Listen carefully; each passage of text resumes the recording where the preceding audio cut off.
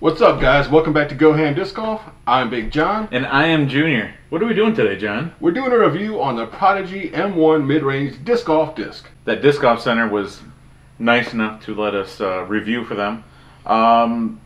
My first reaction with the new M discs, I love the feel, love the plastic. John has mentioned it before with the Jolly Rancher plastic.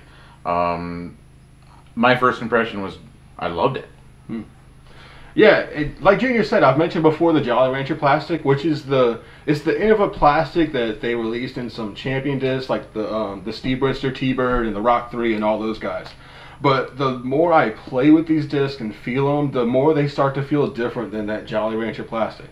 Like I said in the previous video, for all I know, it could be the exact same thing. But in my opinion, it feels a little different, but it still feels really good. Whatever it's made out of, it releases out of the hand really well. It feels good. It looks good. Plastic is good stuff. What about the flight, the M1? The M1 flight, it's got a very predictable, overstable flight to it. Every time we released it on regular throws and on ante lines, and both of us found something really interesting with the M1, that we threw this on an ante line and it would literally kind of stall and fall out. It didn't hold that hard ante line like we really thought that it would with an overstable disc. Yeah. Usually if you whip it in, it'll fight it and kind of get you a longer ante line. Yeah.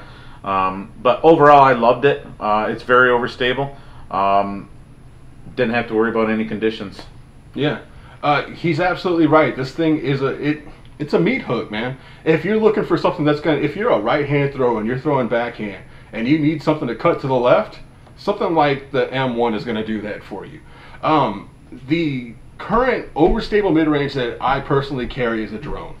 Now, if I was going to compare the overstable Prodigy to the overstable Discraft, which is a drone, it's not that overstable. It's not as overstable as that, but this guy is overstable. Like he said too, it doesn't fight back on Anheuser lines like we kind of expected it to. It did kind of stall out.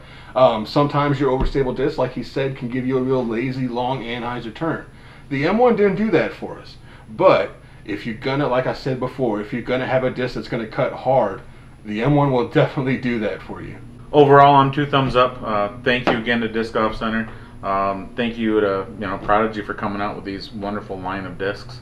Make sure to keep on watching out for our current giveaways and give us some feedback. Let us know if you throw the M1, and let us know what you think about it also. Yeah. So that's going to be it for today, guys. I hope you enjoyed the review of the Prodigy M1. One thing I want to mention before we close this out is that I don't know how Junior feels about it, but I am extremely anticipating the fairway drivers coming from Prodigy Disc.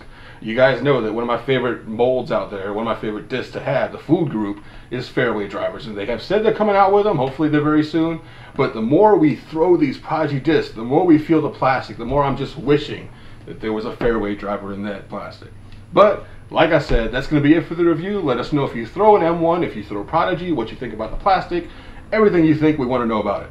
But that's going to be it. We will see you guys tomorrow. Don't forget to go ham.